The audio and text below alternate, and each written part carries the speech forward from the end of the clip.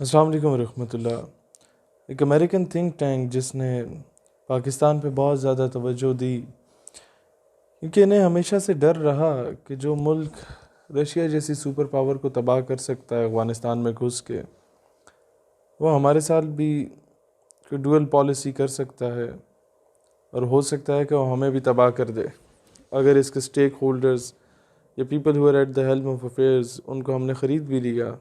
कोई ऐसे चेले चापलूस हमने बना भी लिए, कोई ऐसे लोग भी हमने बना लिए जिनको हम हड्डी डालते रहे, उसके बावजूद भी हमें ख़तरा हो सकता है। तो क्यों ना इन पाकिस्तान के मुसलमानों पर रिसर्च कर ली जाए। तो उस थिंक टैंक ने जब पाकिस्तान के मुसलमानों पर रिसर्च की तो वो इस नतीजे पे पहुंचा कि there are 4 types of Muslims. Number 1, fundamentalist, जो कि चाहते हैं कि इस्लामी माशी माशरती और हर एस्पेक्ट से जो एक निज़ाम है, जो सिस्टम है, either it's an educational system, either is the system in totality, पूरे मुल्क का निज़ाम, पूरी दुनिया का निज़ाम है, वो इस्लामिक बेस्ड हो। दूसरी जो किस्म है मुसलमानों की वो है ट्रेडिशनलिस्ट। जिस तरह आज हमारे कुछ उलमा हैं मुख्तलिफ़ मकातब फ़िक्र के, जो मुख्तलिफ़ मसालिक के, जो एक फ़िक़ा को पढ़ते हैं, दूसरे उलमा दूसरे फ़िक़ा को पढ़ते हैं और वहीं तक महदूद रहते हैं। उसके बारे में ये कहा गया कि ये लोग हैं जो कि मेजॉरिटी में, fundamentalist are hardly 4 to 5% in Pakistan, the rest of them, majority of them are traditional. नमाज़ें पढ़ ली, अवाम में भी उन लोगों ने जुम्मे की नमाज़ पे चले गए, ईद मना ली, यौम आशूर मना लिया, ईद मिलादुन्नबी सल्लल्लाहु अलैहि वसल्लम के जलसे कर लिए, यहाँ तक महदूद रह गए। अब इनका क्या करना है कि ये लोग फंडामेंटलिस्ट से इंस्पायर या इम्प्रेस हो सकते हैं। जो फंडामेंटलिस्ट हैं वो इन्हें मोटिवेट कर सकते हैं, लिहाजा इन्हें उलझा दो, इन्हें फ़िरकावारियत में उलझा दो। उसमें नहीं होते इन्हें सुबाइयत में उलझा दो, उसमें नहीं होते तो इनमें जिस तरह उर्दू बंगाली कंट्रोवर्सी बनी, इस तरह की कोई पंजाबी पश्तून कंट्रोवर्सीज़ में उलझा दो, इन्हें मुख्तलिफ़ चीज़ों में उलझा दो ताकि ये उसी में point scoring, political point scoring में रहें, ये हम तक ना आ सकें। तीसरी टर्म जिसको अमेरिका या जो जितनी भी वेस्ट लॉबी है वो बहुत ज़्यादा सपोर्ट करती है, वो है मॉडर्निस्ट, जो कि चाहते हैं कि दौर हाजिर के तमाम तकाज़ों को पूरा किया जाए और इस्लाम को मगरब के साथ रिलेट किया जाए और उसके साथ तशबीह दी जाए और इसको उसी पैराहे में ढाल दिया जाए जिस तरीके से मगरब चाहता है। अब उसको इम्प्लीमेंट करने के लिए अमेरिका ने कहा कि जनाब हम आपको एड तो दे रहे हैं, आपको कर्ज़े भी दे रहे हैं, आपको खैरात भी दे रहे हैं, आपको स्कूल्स कॉलेजेस बना के दे रहे हैं। सबसे पहले तो तालीमी निसाब से ये इस्लामिक पर्सपेक्टिव की जो चीज़ें वो निकाल दो। इस्लाम का नाम का कोई बंदा पढ़ाना है तो मुस्तफ़ा कमाल अतातुर्क को पढ़ा दो, लेकिन सल्तनत उस्मानिया को ना पढ़ाना। कोई बंदा पढ़ाना है तो एक सेकुलर लिबरल माइंड का बंदा पढ़ाना है, प्योर इस्लामिक माइंड आपने नहीं पढ़ाना, नहीं तो ये वापस उसी तरफ चले जाएंगे और ये हमारे लिए बड़ा नुकसानदेह है। फिर उन्होंने देखा कि यार ऐसे मौलवी या ऐसे नाम नहाद आलिम इंट्रोड्यूस करा दिए जाएं जो कि बहुत ज़्यादा मॉडर्निज़म की बात करते करते इस्लाम को पीछे रख दें, मॉडर्न एरा को आगे ले आएँ। फिर इन्होंने कोशिश तो की, लेकिन अवाम ने उन मौलवियों को अपनी मस्जिद के मेंबर तक पहुंचने नहीं दिया। अब ज़ाहिर है अवाम चलो अनपढ़ सही, कम इल्म रखने वाली सही, लेकिन अवाम घास तो नहीं खाती, उसे कुछ ना कुछ मीरास में अपने बुज़ुर्गों से, आबा व अजदाद से इस्लाम मिला ही है, निसाब से ना सही नसब से सही मिला तो है। फिर उन्होंने कहा कि चलो इन पे इम्पोज़ कर दिए जाएं ऐसी नाम नहाद मौलवी। तो वो लोग इम्पोज़ किए गए कैसे कि इन्हें मीडिया पे टाइम देना शुरू कर दो। एक शख्स है, मस्करा है, उसे आलिम बना के पेश कर दो। एक शख्स है, मैं डिटेल में नहीं जाता, एक शख्स है उसे मगरब से बहुत ज़्यादा इम्प्रेस हुआ है, वो गामदी की सूरत में और जिसकी भी सूरत में, उसे ला के मीडिया पे बिठा दो प्राइम टाइम में, घंटों घंटों उसे लेक्चर्स दिलवाओ। आवाम एक बार इग्नोर करेगी, दूसरी बार करेगी, तीसरी बार उसे कहेगी वाह वाह क्या बात है जनाब आपके। फिर क्या करो कि एक दो लिबरल माइंडसेट के पढ़े लिखे, वेल एजुकेटेड और वेल एक्सपीरियंस्ड लोगों को लाके मीडिया पे बिठाओ। उनके मुकाबले में एक ऐसा मौलवी जो कि आपने ख़ुद जनरेट किया हो, उसे लाके मीडिया पे बिठाओ। अब वो लिबरल जब आके थ्रू प्रॉपर चैनल अपने सारे आइडियोलॉजी को डिफेंड कर रहा होगा, तो मौलवी आगे से कुछ नहीं बोल पाएगा, तो गुस्से में हो जाएगा, उसे डांटना शुरू हो जाएगा या गाली देगा। तो इस तरीके से इस्लाम का एक नेगेटिव इमेज पोर्ट्रे करो दुनिया के सामने। और फिर चौथी किस्म है सेकुलर। जो सेकुलर मुस्लिम्स हैं उनसे इन्हें ख़तरा ही क्यों नहीं है। पार्टीज़ में भी जा रहे हैं, बार्स में भी जा रहे हैं, क्लब्स में भी जा रहे हैं, हर जगह पे मौजूद हैं। कॉलेजेस के बाहर, गर्ल्स कॉलेजेस के बाहर जाके जो है वो नंबर कागज़ पे लिख के वो तकसीम भी कर रहे हैं लोगों को। उनको इससे गर्ज ही नहीं है कि इस्लामिक सिस्टम आए या ना आए, वो तंग आ चुके हैं, क्योंकि उनके सामने वो इस्लामोफोबिक एस्पेक्ट इस तरीके का रखा गया है कि वो इसको शायद फॉलो करने के लिए मेंटली प्रिपेयर ही नहीं है। तो अब हमें ये देखना है कि किस तरीके से दुनिया में जो इस्लामोफोबिया फैलाया जा रहा है उसको काउंटर कैसे करना है, किस तरीके से तालीमी निसाब में हमने अमेंडमेंट्स करनी है।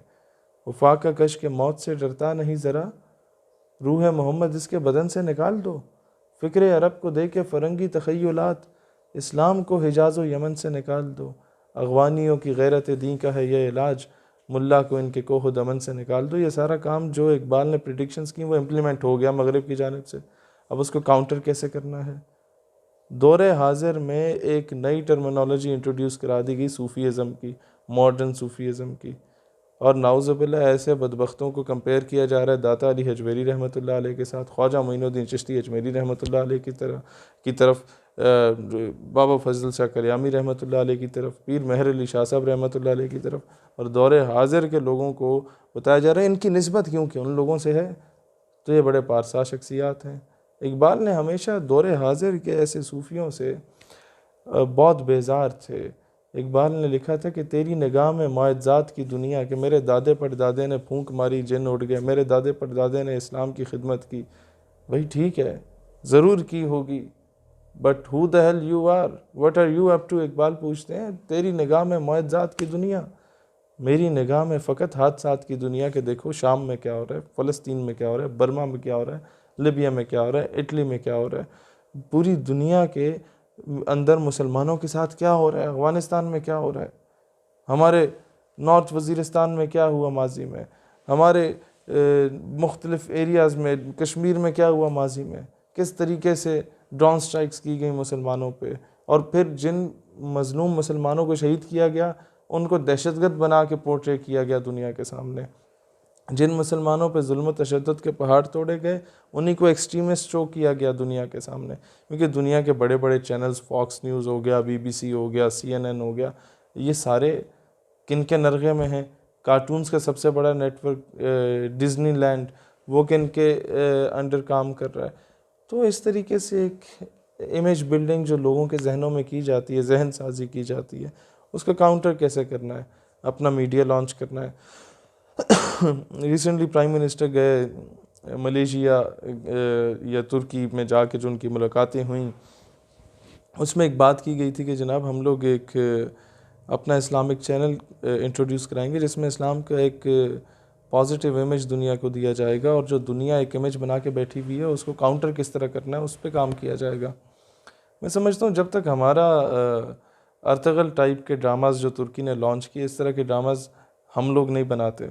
अलाउद्दीन खिलजी के अगेंस्ट मूवी बनी इंडिया में, अहमद शाह अब्दाली रहमतुल्लाह अलैह के अगेंस्ट मूवी बनी इंडिया में, हमारे हीरोज़ को विलन शो किया गया, कैरेक्टरलेस शो किया गया, हमारे हीरोज़ को डरपोक शो किया गया। अब इन चीज़ों को कैसे काउंटर किया जाए, उसके काउंटर में at least if you can not go for जहाद एट द बॉर्डर्स, तो कम अज़ कम you must be able to do something कि यार यू मस्ट अप्रिशिएट दोज जिहादीज़। अगर तुम बुरहान वानी नहीं बन सकते, बुरहान वानी को थपकी तो दे सकते हो, उसके नाम पे मूवी बना दो यार। Che Guevara, Fidel Castro, he is known as a freedom fighter. Bhagat Singh is known as a freedom fighter. माजी में चले जाए, नेल्सन मंडेला को कुछ हद तक फ्रीडम फाइटर कहा जाता था। Commander Bose was known as a very good freedom fighter. in the subcontinent. So if Che Guevara, Bhagat Singh, Commander Bose was, if the people like them are freedom fighters, then why not Burhan Wani? Then why not Hafiz Saeed, Masood Azhar, and Sayyid Salahuddin? At least we should have some sort of courage to defend these people who are fighting for a noble cause without being paid from anywhere. तो हमें एक चीज़ बड़ा देखनी पड़ेगी कि जो तीर कल फ़लस्तीन में गिरा, कश्मीर में गिरा, अफ़गानिस्तान में गिरा, अब पीछे पाकिस्तान रह गया, अब वो हम पे गिर सकता है। 5th जनरेशन वॉर का जो रोना हमारे कुछ ये बड़े रो रहे होते हैं, इनसे भी मैं कहता हूँ कि जनाब बिल्कुल घुघू या लुढ़ड़ ना बने। 5th जनरेशन वॉर सबसे बड़ी यही है कि आपके कल्चर पे अटैक किया गया है। सिर्फ आपके तस्मों की तौहीन करना जो है वो 5th जनरेशन वॉर नहीं है। हमारे ट्रेडिशंस, हमारे रिलीजन पे इनडायरेक्टली टारगेट किया जा रहा है, और कहीं ना कहीं इस वॉर का हिस्सा हम लोग खुद बने या इसको हमने प्रमोट किया। दाढ़ी वाले शख्स को दहशतगर्द बना के हमने शो करना शुरू कर दिया अपने मीडिया पे, जिसके 5 टखनों से ऊपर है उसे दहशतगर्द बना के शो करना शुरू कर दिया अपने मीडिया पे। जो बंदा ज़रा से इस्लामिक तर्ज पे बात करे उसे कहना शुरू कर दिया है कि मौलवी वाली गल तुसा शुरू कर देती है। The one who is wearing the turban, उसके साथ ऐसा सलूक किया जा रहा है जिस तरह वो पता नहीं कोई अछूत बरादरी का ताल्लुक़ रखने वाला बंदा हो। और फिर एक चीज़ जो पिछले 70 सालों से तब्दील नहीं हुई, वो मुझे बड़ा दुख होता है कि बड़े बड़े होटल्स, रेस्टोरेंट्स में आज भी ऐसे लोगों को दरवाज़ा खोलने के लिए रखा गया है जिन्होंने दस्तार पहनी हुई है, जो इस कौम की इज़्ज़त की अलामत होती है। जिन लोगों ने शलवार कमीज़ और वेस्ट कोट पहना हुआ है जो हमारा कौमी लिबास है, जिन लोगों ने शेरवानियाँ पहनी हुई है जो हमारी एक अलामत होती है, हमारे लिए एक एजाज़ की बात होती है, हमारा ड्रेस है। और यही कुछ किया था अंग्रेज़ों ने, ईस्ट इंडिया कंपनी ने यही काम किया। मूंछें रखवा के लोगों को गेट पे खड़ा कर दिया दरबान के तौर पे। शराब सर्व करने के लिए ऐसे बंदे को रखा जाता था जिसकी दाढ़ी होती थी, लोगों ने दाढ़ी से नफ़रत करना शुरू कर दी माज़अल्लाह। इस तरीके से इस्लाम को बहुत टेक्निकली माशरे से निकालने की बाहर कोशिश की गई थी। तो उसको काउंटर कैसे किया जाएगा?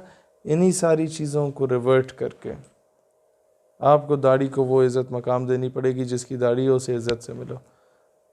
लाजमी नहीं है कि आपने पेंट कोट और टाई चढ़ाए हुए हैं तो आप बड़े मुअज़्ज़ज़ आदमी हैं। कई जाहिलों को मैंने देखा है इस हालत में, कई शराबियों, कबाबियों के लोगों की माँ बहनों बेटियों की इज़्ज़त के साथ खेलने वालों को देखा मैंने पेंट कोट टाइयों में। लाजमी नहीं है कि ये कोई अलामत हो किसी बड़ाई की। इज़्ज़त करना सीखो अपने कौमी लिबास की, इज़्ज़त करना सीखो अपनी किताब की, इज़्ज़त करना सीखो अपने कल्चर की। और ये जब तक हम लोग ख़ुद अपने कल्चर को डिफेंड नहीं करेंगे, किसी ने आके नहीं करना। जब तक हम लोग ख़ुद ये आके दुनिया को नहीं बताएंगे कि यार Muslims are not terrorist, rather they are being टेरराइज्ड।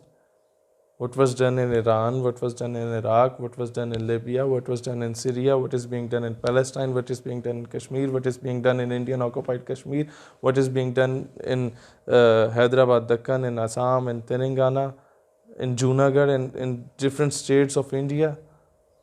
So Muslims are not terrorists, rather they are being terrorized by the international community, rather they are being terrorized by the Hindu extremists. Rather, they are being terrorized by the Christian extremists. I'm sorry to say, I'm sorry to use these sort of words, but कहीं पर एक बंदा धमाका करता है, अगर उसकी दाढ़ी है या नाम के साथ मोहम्मद, अली, रज़ा या उस्मान या फ़ारूक आ जाता है तो आप कहते हैं he is a Muslim terrorist. और कहीं पर कोई दूसरा बंदा धमाका करता है, अगर वो क्रिश्चियन या हिंदू या सिख है या यहूदी है या कादियानी है, तो आप कहते हैं तो मेंटली रिटार्डेड पर्सन है। तो क्यों एक दहशतगर्द अगर नाम मुसलमानों वाला है तो उसे इस्लाम से जोड़ रहे हो, और नाम मुसलमानों वाला नहीं है तो मेंटली इल कहा जाता है, मेंटली सिक कहा जाता है। तो इन चीज़ों को जब तक हम लोग खुद नहीं पढ़ेंगे, हम लोग आपस के इख्तलाफात से निकल के ब्रॉडर पर्सपेक्टिव में नहीं देखेंगे, यकीन करो पहले भी पिसते रहे थे, अब भी पिस रहे हैं, आगे भी पिसते रहेंगे। तो इन चीज़ों को लाजमी नहीं है कि इमरान खान आके ठीक करे। ठीक करना होता तो मुशर्रफ ठीक कर चुका होता, भुट्टो कर चुका होता, जमात शरीफ कर चुका होता। इन्हें आपने और हमने ही ठीक करना है जो दर्द रखते हैं इन चीज़ों का। अल्लाह ताला मुसलमानों को मुत्तहिद फरमाए और अल्लाह पाकिस्तान का हामी और नासिर, पाकिस्तान पाइंदाबाद।